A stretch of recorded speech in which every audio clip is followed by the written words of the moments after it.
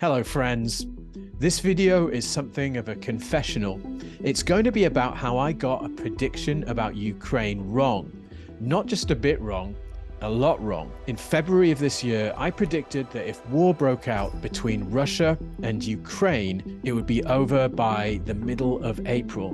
Needless to say, that's not what happened. In this video, I'm going to explain why I made that prediction, what actually ended up happening, and what that taught me about astrology. Please do stick through this video to the end because you're going to see one of the craziest examples of literal astrology I think I've ever seen. So the question is, why did I predict that this war in Ukraine would be over so quickly? Well, my thinking was based on the conjunction of Jupiter and Neptune that took place on April the 12th of this year. Now, at the start of 2022, I could see this conjunction coming, and it was clearly going to be one of the biggest configurations of the year.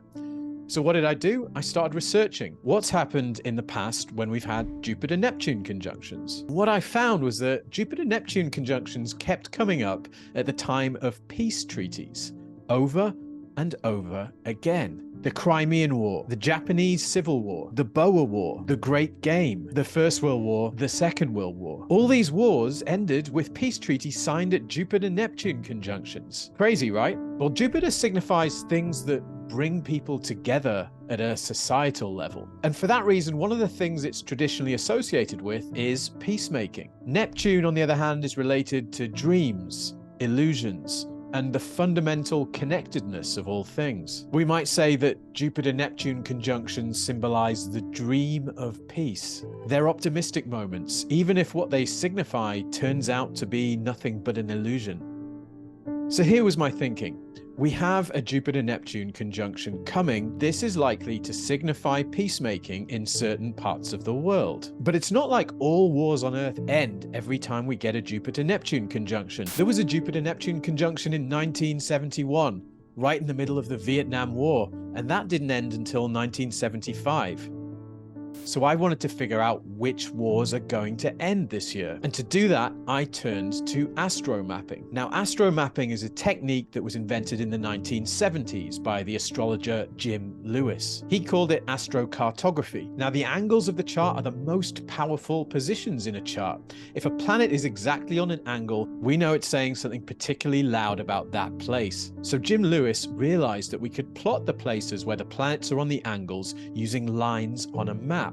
So if you can see where a planet is on the angles, you can see where a conjunction is on the angles. That's just two planets lined up on the ecliptic. So what did I do? I created an astro map of the Jupiter-Neptune conjunction. Now what struck me was this dotted line in the middle of the map now. The line showed where the Jupiter-Neptune conjunction would be on the descendant. The line went through Ethiopia, which was in the middle of a war. It went through Yemen, also in the middle of a war.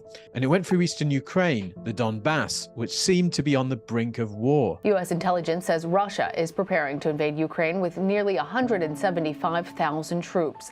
The attack could happen as soon as next month. So based on this, I made some predictions. I predicted that around the time of the conjunction, there would be truces in Yemen and Ethiopia, and that if a war started in Ukraine, it would be over very quickly. That seems almost laughable right now, but a lot of analysts thought that Russia would run through Ukraine very quickly. Now, I published these predictions in an article on Substack on the 2nd of February 2022. So, come the conjunction, what happened? On March 24, with Jupiter and Neptune just 4 degrees from a conjunction, the warring parties in Ethiopia signed a truce. After 16 months of war in northern Ethiopia, Tigrayan rebels agreed to a ceasefire, following the government of Ethiopia's call for an indefinite humanitarian truce Thursday. That truce ended up holding for 5 months. And on Yemen, I was right too. On the 1st of April, just 1 week later, the parties to that conflict signed a truce. A 2-month ceasefire in Yemen between Houthi rebels and the Saudi-led coalition is the most significant breakthrough in years. That truce ended up holding to this day, and it came after 8 years of fighting. But on Ukraine, I was wrong. Unfortunately, that war shows no sign of being over anytime soon. Now, after a quick break, I'm going to tell you what did happen in Ukraine, and it's going to blow your mind. Now, I just want to interrupt the narrative for a few seconds to let you know I'm currently taking bookings for natal consultations. If you're interested in learning what traditional techniques like zodiacal releasing, Fidaria, annual perfections, and others can tell you about your past, present, and future, head to my website and book at danwaitesastrology.com. I'd love to see some of you for one-on-one consultations and answer any questions you might have about what's coming in your life or in the world at large. Okay, thanks for listening. Let's get back to it. Now, just to review, the Jupiter-Neptune conjunction happened on April the 12th, 2022. Now, on the 13th of April, just one day later, with that conjunction almost exact, the Ukrainians managed to sink one of the largest warships in the Russian fleet, the Moskva. Ukraine says it hit the ship with cruise missiles launched from the coast. Russia would only admit there had been an explosion on board, and it then sank in bad weather. If the Ukrainians were responsible, it would be the biggest warship to be sunk by enemy action since the Second World War. They hit the Moskva with 2 anti-ship missiles. And here's where it gets really weird. The name of the missiles was Neptune. The S-125 missile system, also known as Neptune, has been upgraded and improved. Jupiter signifies large things. Neptune can symbolize the sea, and that's where this took place. But here it also signified Neptune missiles. Now, we shouldn't forget that there are always casualties in war, and sadly some Russian sailors lost their lives in this attack. But the astrology of it was truly astounding. Now, if we look again at the Astro map, we can see that the line goes right through the Black Sea, where the attack happened. But here's what I learned from all this. Well, nothing completely new, but it really underlined some principles that I already knew. Astrology doesn't seem to work causally.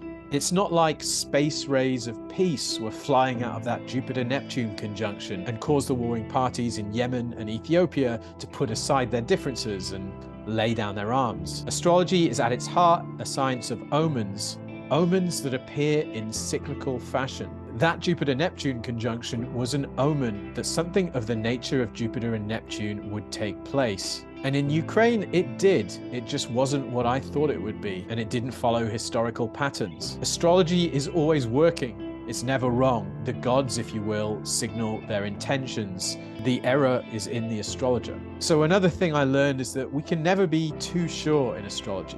We can never say with 100% certainty, this is what will happen. No astrologer in the world, unless they're also psychic, could have predicted what happened to the Moskva with those Neptune missiles. It's simply too weird. So there's always uncertainty in life in astrology. As Richard Tarnas says, astrological symbols are archetypally predictive, but not concretely predictive. We can get pretty close to making concrete predictions, and we can give fields of possibility.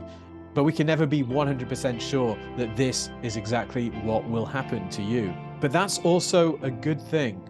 It tells us that there's always hope. There's always some room for maneuver in this crazy world of ours. And if you're haunted by a prediction given to you by an astrologer, just remember, we don't really know enough to worry. Now, if you enjoyed this video, please do share it on your networks. It really helps the channel if more people see what we're doing here. That's it for this video. See you at the next one.